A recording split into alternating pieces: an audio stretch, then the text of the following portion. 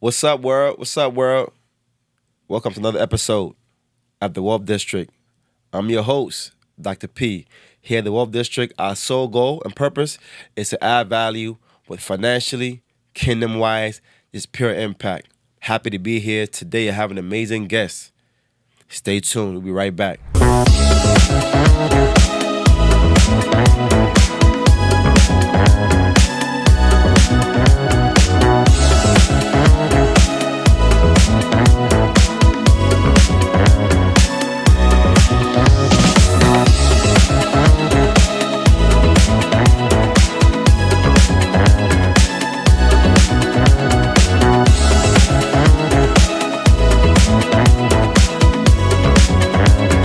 What up, world? Welcome back to the Wealth District. I'm your host, Dr. P, the Financial Architect. You know what I do? All stuff and no fluff. Like I said, today I have an amazing guest, and I'm very excited to have this conversation.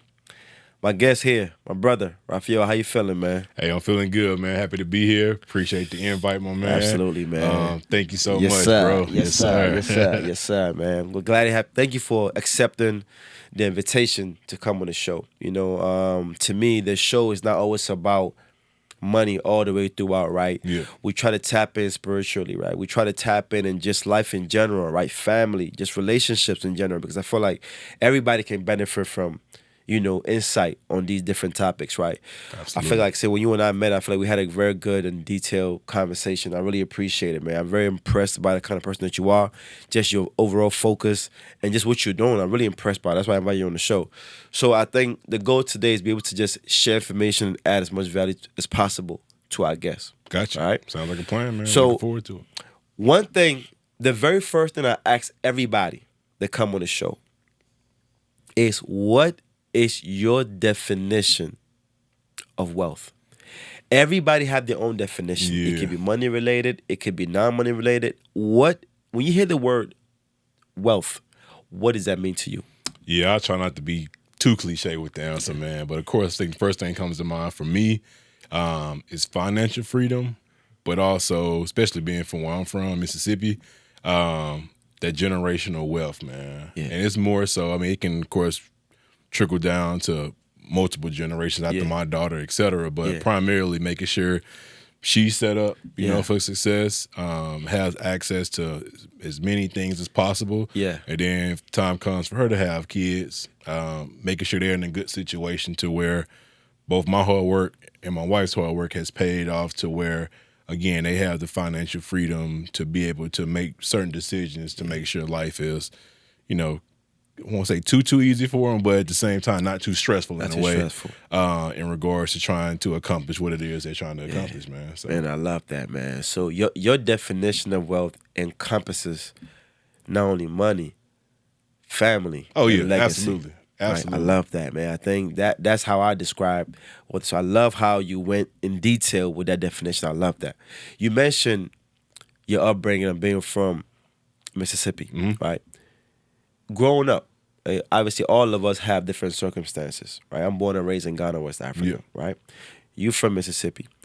What about the environment that you grew up in do you feel like impacted you the most in your lifetime? Man, I think in full transparency, man, I think as I got older, I think what impacted me the most, bro, was just like the different stigmas that go around being from Mississippi, poor state. Yeah. When you think about education, it's, seen as I won't hate the phrase as the dumbest, but it's seen as one of the less educated states Yeah. between there and Alabama. And so all those things, then when I factor in the other components, I'm a black male. Yeah. I'm Yeah. growing up in a single parent household. Yeah. Just my mom and my grandmother as well. Yeah. And, just knowing like, okay, all these statistics are just piling up. He's from Mississippi. He's from a state that's poor. He's from a state that doesn't produce, the best well-rounded educational people. And then also he's coming from a single family household.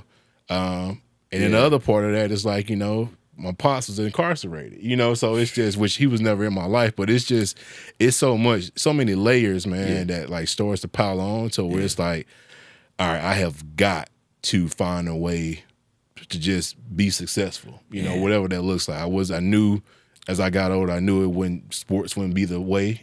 Stop growing height wise and stuff like that. And that was just never my passion.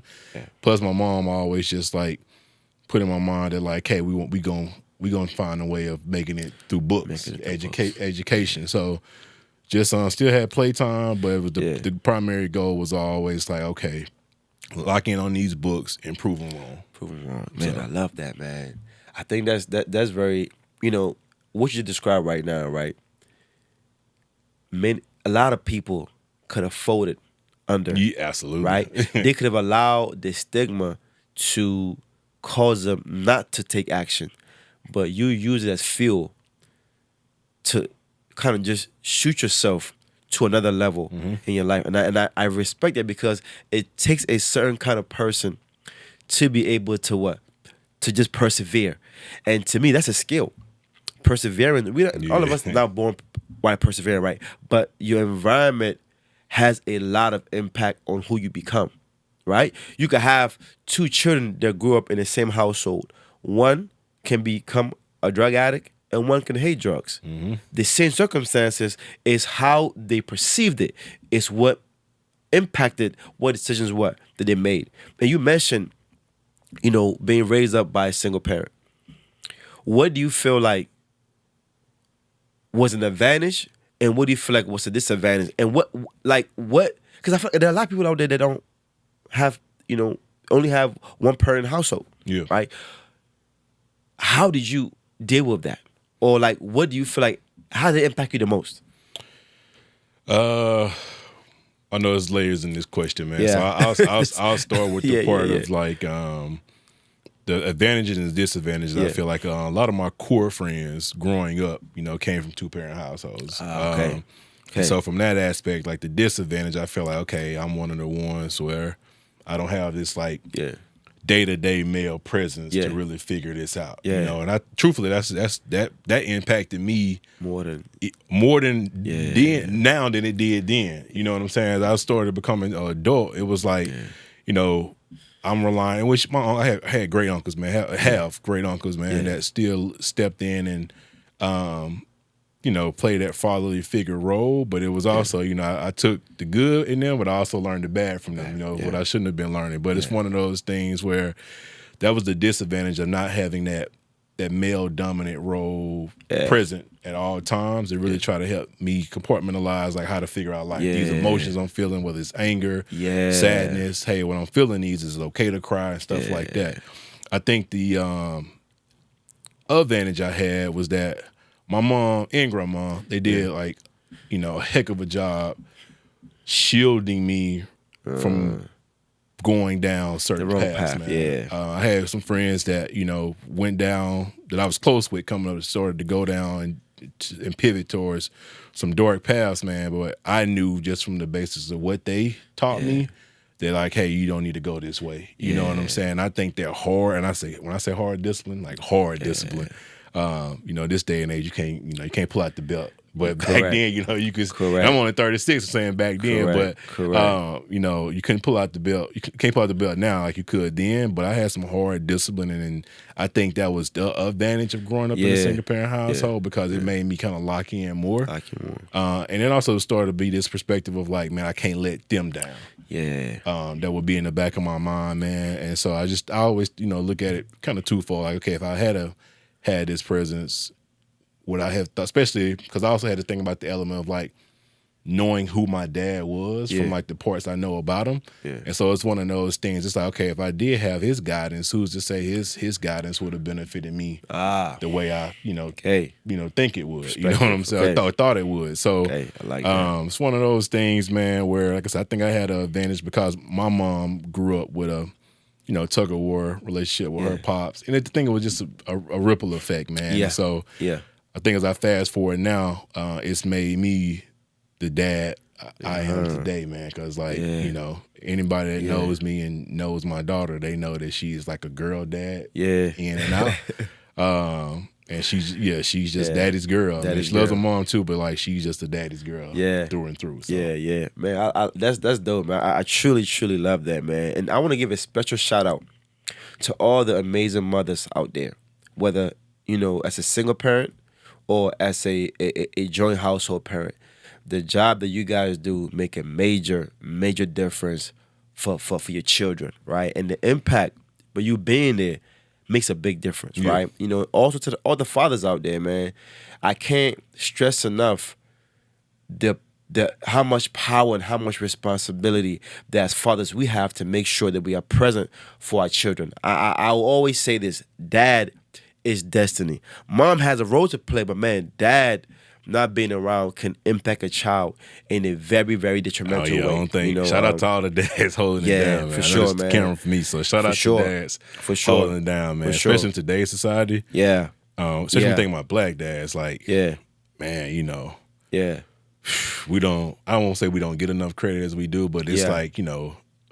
we fight a lot of battles, man. Oh, man, being men. But that's why I feel like men died earlier than women, right? Especially also in the black community, right? Because you were battling a lot of different challenges, right? Financial challenges, you know, there's economic challenges, social challenges, right? You know, you go family challenges, right? There's a sheer responsibility of having to be a provider, but still trying to combat all these other factors can have a significant impact on people. And a lot of time as men, we don't open up because men generally are not emotional. Like I said, how I grew up, I wasn't taught emotion.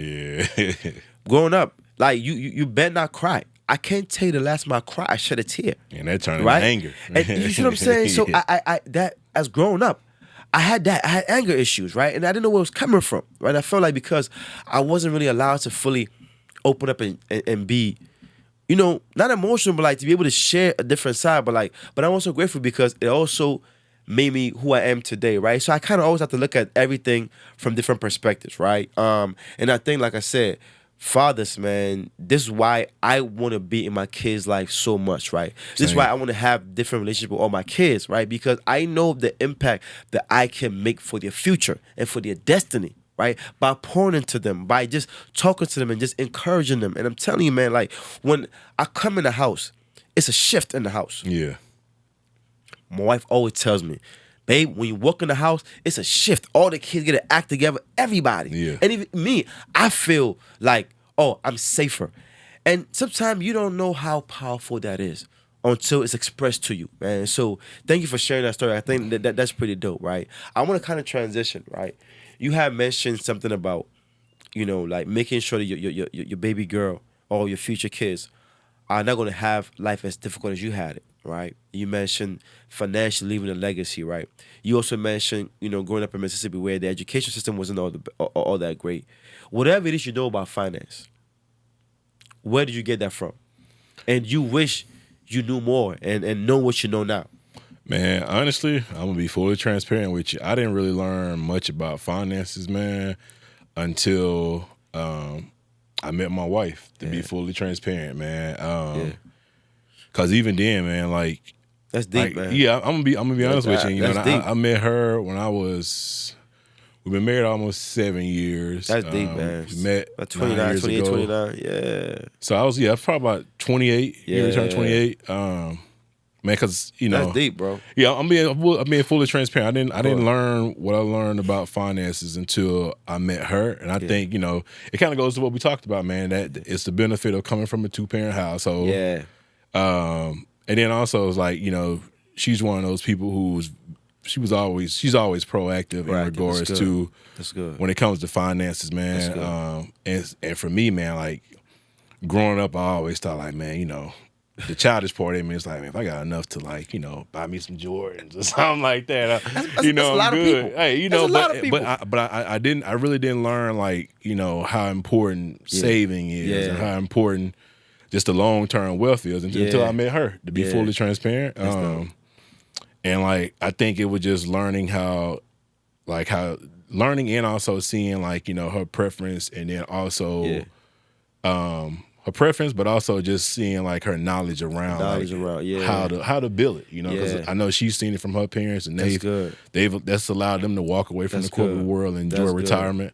And so for me, it was just like, all right, let me try to figure this out. You know what I'm saying? And of course, it created friction. For sure. It created friction on my end, man. Because I'm just, you know, It's change. it's one of those hard, things, man. I remember like it was yesterday, man. I remember as we were getting ready to pay for our wedding, I was working at Oracle, which I know we're gonna talk about career soon.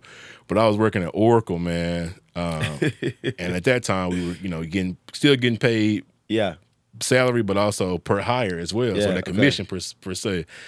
And man, I remember getting that big bonus check, man, and then like having to put it pretty much all towards our wedding. And I was just, I wasn't upset about it, but I was just thinking like, that's a lot, man. It's just like, man, But it's one of those things. But then I also seen like how she started moving, or like if she get a bonus, and how freely she was to just make sure it's going towards us. You know what I'm saying? That's right. That's right. And as years, those first couple of years, like I said, it was hard on me because I'm like, I don't, I get the importance, but I'm just like, man, I don't, I still want to reward myself. You know what I'm saying? And so that was a challenging part, man. But again, I give all the credit to her helping me figure out like the finance perspective of things, man. Yeah. And as I gotten older, of course, I've took it up on myself. But then also like as I work for certain companies that I work for, you learn different things. I've also learned like how certain people at companies are moving with their, what they're doing with equity,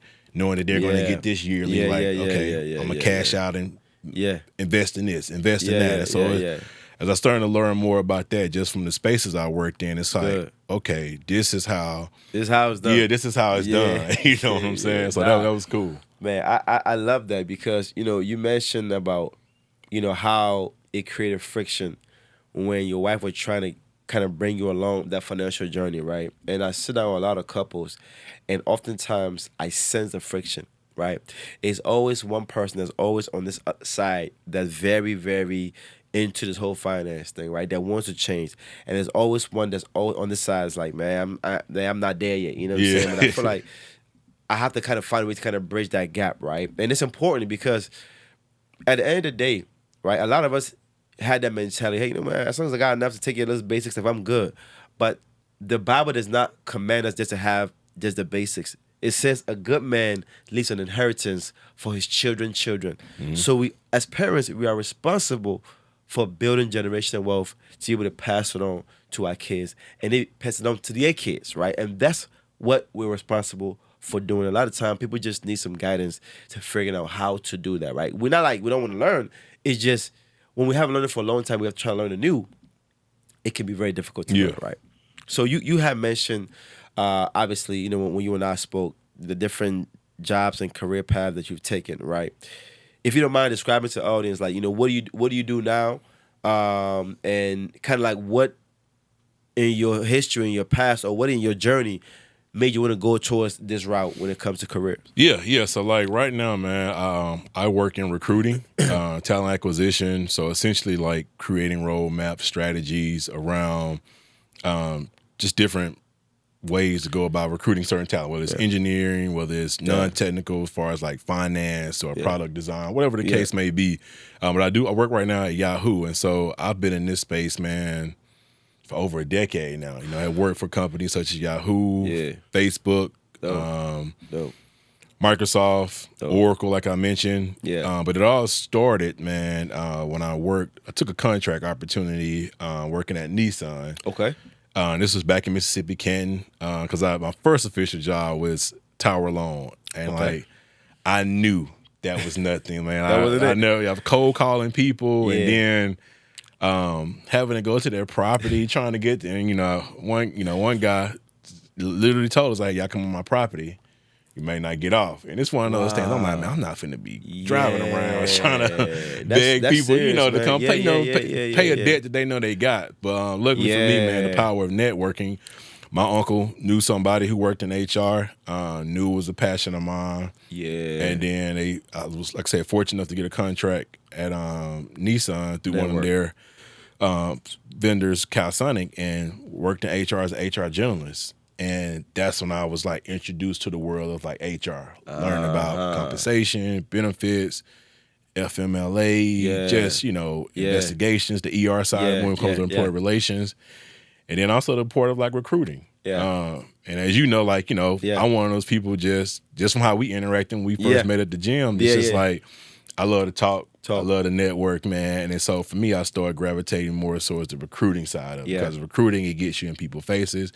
It gives you the opportunity in what I call now, and when I learned this from my father-in-law, send the elevator back down. That. You know what I'm saying? Especially in recruiting, it's like, truthfully, like if you look at talent acquisition, there's representation of us, but it's still not that much of us. You know what I'm saying? And so anytime I can, even if I can just give recruiting advice of like, hey, how you should go about structuring your resume, or how you should articulate yourself when you're at these career fairs, especially to our demographics, I definitely want to, you know, be that cliff note for them. But then also I get a thrill of just like when I make that offer call and say like, hey, you know, we want to move forward with you, man. It's just rewarding, bro. And I'm also one of the people of like, you never know who you're recruiting that's going to be, you know, the next, you know, Robert Smith, you know, the next, bro, that's true. You know, like, you know, I'll say the next Bill Gates, or you just never know. You know what I'm saying?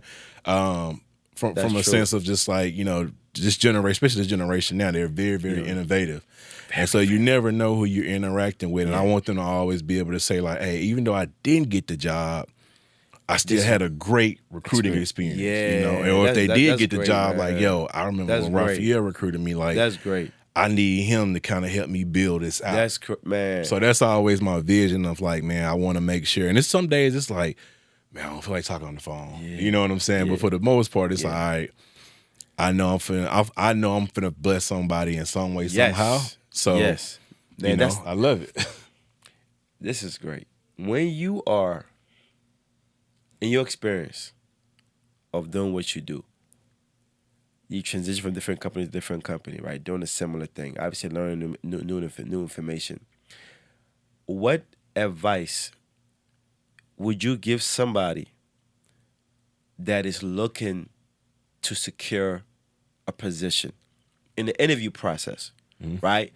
What is one thing that you always look out for that's a signature that can let you know whether somebody is even worth moving forward or not?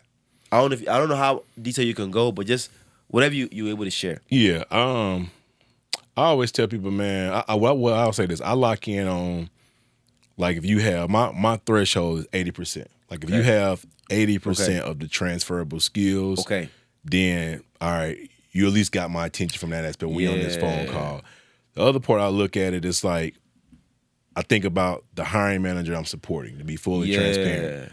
And then I think about, okay, could this person mesh well with this hiring manager? And what I mean by that, it's not so much like, you know, I say mesh, people think like attitude or something like that. No, like, can this person articulate their words the way the hiring manager wants them to? Or did this person have that get up and go?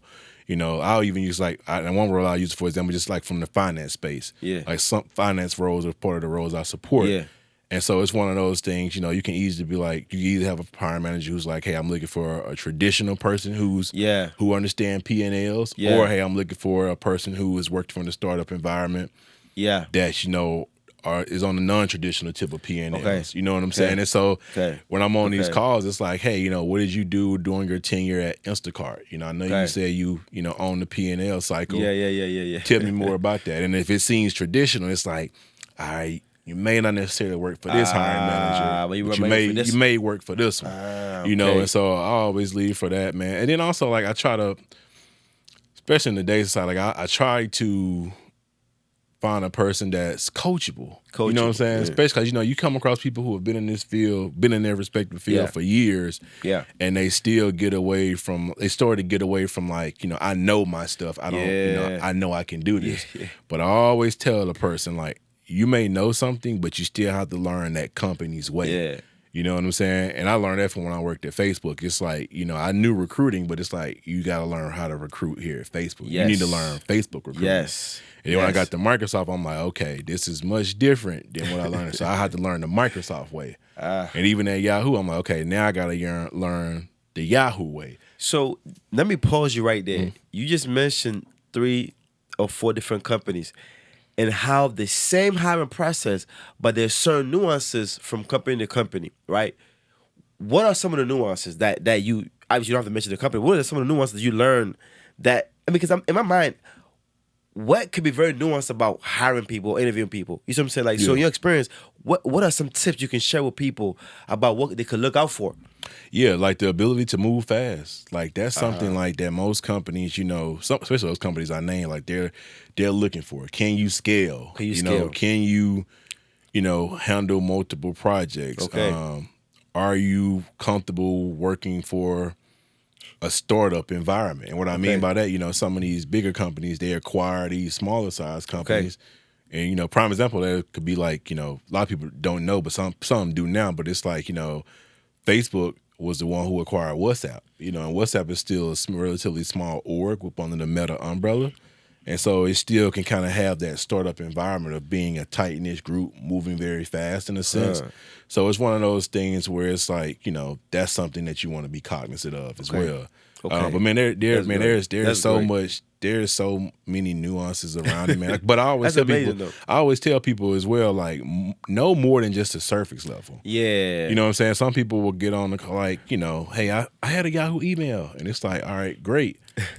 What do you know now about the company? So that's why I always tell people, like, really do your digging, do that homework for that prospective organization you're trying to be a part of. Correct. Like, because sometimes, like, you may catch a hiring manager off guard who knew it was going on, but necessarily didn't know that particular piece was going on, and it just reminds them, like, oh, we do have this going right now, and it shows that enthusiasm, it shows that passion towards the company, but also making sure that you understand the current mission that they're on, and I'm looking to be a part of that to help you reach whatever goal you're trying to reach. Man, I love that, man. I think that's very helpful to the average person, because especially in the economy that we're in right now, a lot of people have lost jobs. Yeah. And so now you have a lot of people looking for jobs in a very deep market, but the opportunities, are less, right? And companies are not hiring as they used before, right? So you have to be able to stand out. So when you are either reviewing a resume to look at what somebody has done and try to see how transferable it is, what are you picking up for? Are you picking up for how detailed their resume is? Are you looking for certain codes or certain things? Like, what are you looking for, right? To be able to kind of like help people to be able to make sure they can tailor their resume to fit a certain job title. Yeah, I won't lie. In the world of AI, it's gotten harder because a lot of people are like, copying the JD, and modifying that work experience to tailor what the JD is saying, man. So in full transparency, like, I may look for a couple key phrases or key, assessments, or if it's technical, key programming languages, things like that. Yeah. But honestly, it's like, I won't know in full detail to the conversation. Because then I'm able to, if I ask you, like, hey, what's, how comfortable are you using Python? And, you kind of get the, stuttering a little bit, or you just hit me with a very cliche, oh, I'm comfortable with it, and not giving me more in-depth detail. In-depth detail is one of those things where it's like, all right, maybe this ain't gonna be the be the role for you, and that's okay. You know what I'm saying? Like, I really just be transparent and say, hey, I don't have Python. I'm not a guru at Python, but I feel comfortable, using C++ or using React.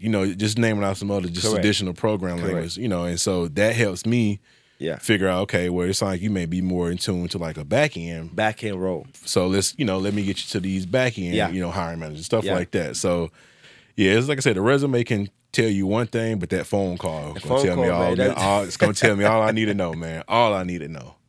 That's a good point. That's a good point. I think, especially now with AI and all these different technologies, people can just it's easy, man. Fabricate a resume, and it's like on that phone call, like you said, you can't hide. You can't. Well, I'll say this: even with the phone call, they're becoming. Yeah, and it's like you having and this is where like cybersecurity and stuff comes into place, as far as like the respect with cybersecurity teams at these companies. But you even have some people out here who are faking profiles. As far as like conversations, so they may even get on a video with you. Wow. But they're setting out to get into the company just so they can steal information, man. And it's crazy. So even the conversation is not. I won't say, it's happened a lot, but it's definitely happening. But it's one of those things, man, where even then it's not safe. Yeah, and it's to, pretty much steal information, sell it or whatever the case may be for their own, and then just quit the job or disappear, whatever the case may be. So it's crazy out here, man, the way people would go through just great measures to, do some things like that. But it's not just AI. AI has allowed them to get more comfortable with this to the point where it's like you can be watching them on the screen, literally having an interview, and it's just, they have something set up to where it's reading off them a calculated prompt of like what they should be saying. So you just never know these days, man. It's getting tricky out here, bro. It's getting tricky. Man, that's interesting. Man, I can't even imagine having to go through all of that. But like I said, the competition to get a job these days is just extremely fierce. Oh yeah, and people are going through all kind of measures to kind of make sure they can secure something, right? As we kind of bring, this show to an end, you had mentioned earlier that you got married when you're like 27, 28. Mm-hmm. And I want to know, right? A lot of people are getting married younger these days. At what point in your journey did you feel ready to get married? It's a 3-part question. Did you feel ready to get married? And after you got married, what do you feel was the biggest thing you've learned so far being married? And what are some things that you feel that, knowing what you know now, you could have changed to make sure that you were better in the marriage? So I can. So the first question. Go for the first question. I'm processing. The first question was, you got married early, right? 27, 28. What in your journey? What made you feel like you were ready to get married? At the time, especially for men, it's harder for us because sometimes we want to kind of just delay. But like, when did you feel like you were ready to get married? Man, it may sound cliche. It's gonna sound very cliche, but it's more so of like, I'll phrase it as I knew I would marry her, but I knew I was ready. I'll give you the part of when I knew I was gonna marry her. Uh-huh. And Paige is my wife's name. Yeah. I knew I was gonna marry Paige, and then when I felt ready to marry Paige. Okay. So I knew I would marry her because I first saw her on January 10th, 2017. Saw her, we was at a Houston Urban League meeting because I was staying in Houston at the time. Okay. She sat on the front row, 3rd seat, close to her best friend, still a close best friend, but one of them now. Sat next to her, and I remember thinking think about it now, Houston Urban League, just these urban leagues in general, they're predominantly women. You know what I'm saying? Okay. And a lot of women in there, but there was something about her that I knew. And it's no interaction, and I didn't even say nothing. Wow. 10 days later, January 20th, was out, and it was storming that night. It was out to celebrate one of my guys' birthday, and I knew, I was like, I ain't finna go out, man. I'm not gonna go out. And it was just at a bar. She was sitting there with her hairdresser, and still one of her close friends as well. And I was with my guy, one of my homeboys. They were just sitting at the table. He was like, man, go say something. I'm like, nah, man. I'm not finna say nothing. But it was just the it was the dynamics of just like, man, like I seen this young lady 10 days later and I didn't even think I would see her again. You know what I'm saying? And so I went up and I knew then okay, this is the person God must have for me. You know what I'm saying? And I feel like I knew I would marry her. Man, I knew I would marry her when I flew to Atlanta one weekend because her grandmother had just recently passed. And it meant more to me to be there for her than it. I don't think she knows this, but it meant more to me to be there for her than it probably meant to her and her family that I was there for her. Because it was her dad's mom, and it was one of those things, man, where the moment she told me, I was like, okay, I'm on my way. I'll be there for you. You know what I'm saying? Yeah. And it was around the holiday season. That was the other component of it. You know what I'm saying? And so, it's deep, man. Because she had to finish some stuff for school because she was still at law school at the time, and so she couldn't fly out. When her parents flew out, she was still. And I was like, hey, I'll be out there. And we spent, probably I think 3 or 4 days out there. But it was just, for me, it was more. But I knew then this is it. This is the person that I could see myself spending the rest of my life with. Yeah. You know what I'm saying? So that was the moment I knew for sure that all right, this the one. Ladies and gentlemen, men know. Oh yeah, we do. I've said this plenty times, men know when a man is dealing with you. Obviously, maturity matters. Yeah. Right? You know what I'm saying? When you're not as mature, like, it's hard. But, like, when a man is ready to settle down, he knows. And when he identifies that woman he's going to settle with, he knows. Ladies, don't be fooled. All right? The other question I want to ask. We right? know. Oh, we know, man. Bro, I believe 1,000%. The other question I want to ask you, right? During your marriage, what do you feel like is one of the biggest lessons you've learned as a married man? And what do you feel like you could know what you know now that you could have done better to make sure that your marriage was even better, if that's possible? Man, I'll just be honest, man. Just leading more with just that trust component, bro. Yeah. You know what I'm saying? Because once they started to lose that, man, you start to pull away.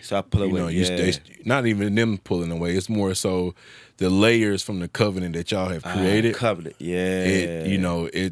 It starts to fizzle away, man. And like that trust is just something like that just takes time to really build back up. Absolutely. Can it be built back? Absolutely. Yeah. You know what I'm saying? Yeah. But it's one of those things to where, if they feel like it can't or whatever the case may be, it's just one of those things where it's like, okay. But so I would say, man, lead with trust, lead with honesty, man. Honesty, yeah. And communication. Like, I don't think people, people hit a communication point and they think like, man, why does this come up so much about relationships in general? But it's true because it's like, man, communication, like when that starts the lesson, that's when the root really begins. And it's more so because we, and it goes to a part of like, as you mature, not so much from a personal standpoint, but as you mature from a professional standpoint, you don't realize how much communication starts to get pulled away. Yeah. You know what I'm saying? Like I said, my wife's an attorney. Like, I'm working in recruiting. I worked in recruiting spaces to where like I've had to travel a lot. She had to travel a lot. She has a very high demand job. Yeah. And then when you sprinkle in the layer, okay, now we have an almost 5-year-old. And she's highly active. Dance, swim, gymnastics, we know. like, piano. Like, she has a schedule. My wife has a schedule. And you got a schedule. Yeah. And it starts to be you start to realize conflicts are happening, and then communication becomes, how was your day? Oh, it was good. And that's it. Yeah. How are you feeling? Oh, okay. Hey, how you think we feeling? If it's like, hey, let's do a date night. And it can be, let's just, we can do a date night, but let's do a movie date night at the house. Because mentally we're tired, physically we're tired. It just comes from the ripping and running, man. And so that communication piece, man, is huge because it's like once that domino falls, and then you start having other dominoes falls, it's hard to like talk about things or repairing things that haven't been on the forefront of discussing to repair. But man, like I said, if I had to choose a big three, I would say like communication is going to be important, no matter how cliche it sounds. Communication. I agree with you 1,000%. Trying to maintain that trust, man, and the trust and the honesty part just kind of spills over to each other, bro. Yeah. And that would be what I would say, like, to especially all the young couples and stuff like that now, man, and early thinking about marriage, engaged, like a really, really, and also just keep God in the forefront, man. I was gonna go there. No, you got to keep God definitely, because like, hey, you don't ever want to be in a situation to where you're calling on God when things are too late. Yeah, to be fully transparent, man. Man, so when you think about that component of it, bro, no matter how busy you get, even if you're not communicating with each other, find time to communicate with God about y'all. Yeah. Oh, man, that's deep. I love that, so bro. You like, carve out time. They always, as I've grown closer within these like past 4 months, man, and within my own readings, it's like you start to see that they always say if you can start your day with at least bare minimum 15 minutes of just the word, and even try to end your day with at least, and it's just the minimum of 15. If you can do more, definitely do more. Yeah.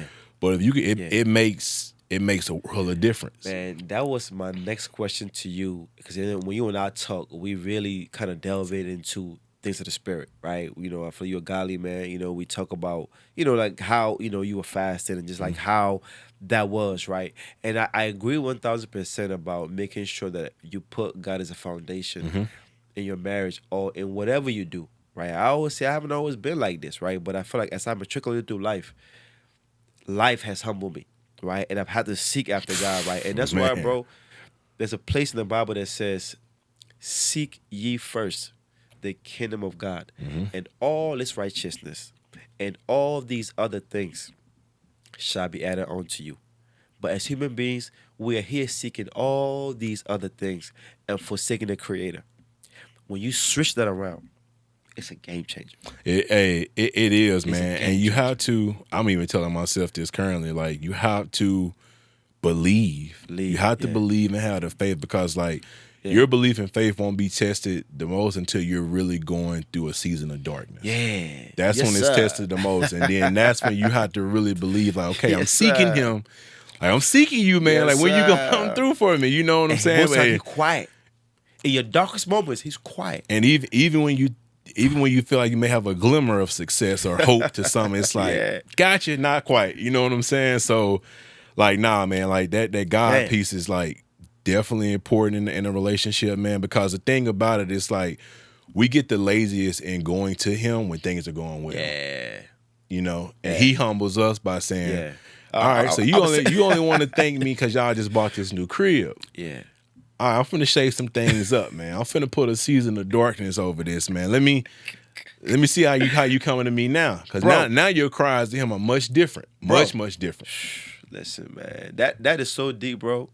That is so deep on so many levels. And all of us have been there. When everything is good and perfect and great, God is on the back burner. Literally, I Like, feel so yo, convicted of that, bro. I'm telling you, because I've been there, right? And then you think everything is good, and then boom, he will throw something in your path. Because he knows that you cannot grow in comfort. You only grow in adversity. Yeah. That's why the Bible says, call upon me in the days of trouble, and I'll respond. You have to go through trouble in order to grow to the other side. So when difficulty comes in your life, don't say, oh, it's not always the devil. Sometimes it's God shaking things, like you said. It's shaking things up because why? You got too comfortable. No matter what difficulty you go through in life, how big or how small, you gotta seek God, bro. You got and I to. will never stop saying it. And I found God later in my life, and I'm telling you, that's probably the biggest asset I got. And it can happen. It ain't the money. It can happen at any given moment. And if you ever want to figure out, like, not even so much figure out, if you ever want to kind of like gain context around, like, what does he mean it can happen at any given moment? Just read the 7 miracles in John, man. Like, you just look at each situation. Lazarus was dead. Boy. You know, that's a sad moment. Then, even when you think about one of the first miracles of like, he's at a wedding. That's a celebration. You preaching, bro. I'm saying he's at a, so that's why I say it can happen at any moment of like, so it's just why I say like, It's an encounter, bro. you had somebody who's literally been paralyzed for 38 years. Yeah. Think about it, you know? Yeah. You know? And he had somebody while walking, one of the high officials is saying, hey, he's here, telling him about his son. Yeah. And that was just a passing by moment. So it's like I said, it's so, you know, and even it may even happen and I won't say it's disrespectful because of like when you read the concept, but even when you think about the man gaining his vision, when he spit in his hand, washed the mud on him, told him to go bathe in the pool of Siloam, and then, you know, he come back and he can see. Yeah. You know, if somebody was to spit in their hand and touch you, you'd be like, man, hey, like, bro, I ain't the one you do this with. So that's why I say, man, like, if you ever wanted to, you know, figure out, like, real, what does he bro. mean, like, when he says, like, it can happen in different phases, like, he can bless you in so many you may ways, feel man. stuck, you may feel like you can't see. Certain situations may even seem dead. But, you know, if you believe, man, he can bring back life into any situation, bro. Man. And it was one more before we go. It was one more Yeah. part of the question about marriage. I wanted to make sure I answered Yeah. that. So what was the third point? The third point, I said, if you could do anything different now that you know what you know now, what would it be to make sure your marriage could get even better? I think you mentioned the truth, you know, being honest. I think that was kind of all up. Yeah, man, if I could do anything better, man, to keep the marriage just strong, man, and that I honestly, and it goes to God, bro, I would say be more in tune to God together. And what I mean by that is like, and it, you know, one of the things I always remind my wife of, and it's crazy because as I look back at it, we only did it one time together. But I'll never forget, like before we became boyfriend and girlfriend, we both attended Wheeler Avenue Baptist Church, and they did the Daniel fast. And we did we did the Daniel fast together as just we were just dating. We weren't even officially boyfriend and girlfriend. We did the Daniel fast together because she was playing the bells at the church. She's like, "You want to do it?" I'm just like, "All right, I'll do it." And you know, as a man, it's like, "Of course I do. I'm trying to get with you." You know, that's what I'm thinking in the back of like, "Hey, I'm trying to get with you." So, hey, I'm finna do whatever you say do. But and I had did a Daniel fast before, like throughout my collegiate life. But it was just one of the things. It's like, all right, I'm finna. But it brought us so close. It brought us closer as just. And again, we weren't even boyfriend and girlfriend. We were just still like friends. Yeah. It brought us so closer because like we think about it, we reading together, we praying together, we starving together. Yeah. You know what I'm saying? But you starving for his word, you know. And then we became we went to a place. We went to like a after service, and I remember like it was just we went to like an all you can eat type buffet. Mind you, it's like we shouldn't have did that as I think about it because it's like your stomach can't process all of this. But that's when we end up becoming, we made it official on that Easter that we were going to be boyfriend and girlfriend, Easter of 2017. And so for me, man, it was one of those things where it's like, if I had to, that's deep, if I had to, you know, if I would say anything of like, you know, making my marriage stronger and continuing my marriage and stuff like that, man, I would lean on the part of just like really praying and fasting together. You know what I'm saying? Because that drew us, and then like I said, when you fast together, it's one of those things like, you know, you're sitting at his feet, but you're doing this as a collective unit. Yeah. You know what I'm saying? You guys are starving collectively. It brings you closer. But, and like I said, I think about it now, we almost, you know, not only 9, but it's just like a decade later, and that was the only time we fasted together. And that's why I say, like, if we were. That's deep, bro. Yeah, if we ever got, you know, if we got to that, ain't no telling what type of doors that'll open, but that would be the one thing. Like if you're a spiritual couple, no matter how busy you get, how busy life becomes, what hurdles life throw at you, like, you know, remember that bond and the promise y'all made to each other. Man, that's but you know, when in that time of need, take some time, and no matter who's mad at who has to forgive who, like take that time to say, you know what we gonna do, we gonna fast together. And you can fast one day, you can fast 2 days, but the fact you're fasting and coming to God for clarity and answers around stuff, man, that supernatural power can, it has some wonderful, it's crazy, bro, man. I will always say this. Without God, I have nothing, bro. Yeah. Like I look at my life, I look at where I came from, where I was born, how I grew up, to where I am now. It don't make sense. And that's how I know without God, bro, I have nothing. Bro, if you have everything, if you have material assets in life, but you don't have a connection with God, bro, you don't have nothing. Nothing, bro. You don't have peace. Nothing. And I'm telling you, you learn this as you matriculate through life, that you need God. I'm telling you, in one facet or another, you are going to need God at one point. Because remember, we are made in his image and his likeness. So at some point, you're going to have to surrender. Can't nobody force you, but it's going to come. You got to surrender. And when you surrender, hey, just remind him that, hey, God, you are my refuge, man. Like, hey, you are in control. You are my refuge, man. And I surrender everything. And when you do that, like, he may be quiet. Come on, man. He gonna be quiet. It don't mean like he not working. Hey, but just, you know, just know he's working, man. So, you know, and it's funny, like, I'm glad we get to kind of end on this because it's like, I started a Bible plan today, and it literally said, like, it was about sowing. And it was, the first thing it talked about was one of the stories in the Bible where one of the guys was putting out, you know, drops in the bird. Birds. So birds come by. But in the midst of, like, doing the devotional piece of it, it was like, hey, make sure today you talk to somebody, tell somebody about God. And I just know that, like, us being able to do this, the viewers will be able to hear us talking. We talked about a lot of great stuff today, But it's just like, that piece, man. I hope somebody really takes it. Like, all right, man. Let me open this Bible up, man. Let me dust the dust off this Bible, man. That's right, ladies and gentlemen. We have come to the end of the Wealth District show. I enjoyed this, man. Listen, man. As you can see, it's not all about money on this show. We talk about the spirit. We talk about money. We talk about life, about family.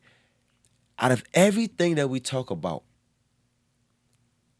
the relationship with God is the most important thing. Because when you have that, everything else will come to you. Absolutely. I hope you guys enjoy this show. I've enjoyed it, my brother. I appreciate you and your time. Yes, sir. I love this show, man. And listen, man, whatever you're doing out there, no matter how difficult it may get, never give up. And the time when you feel like giving up the most, go to God about it. He got something for you. Because he said, I know the plans I have for you. Plans to prosper you, to give you hope in the future. Plans not to harm you. So if God got a plan for you, what you in for, man? Holla at your boy. We out of here, man.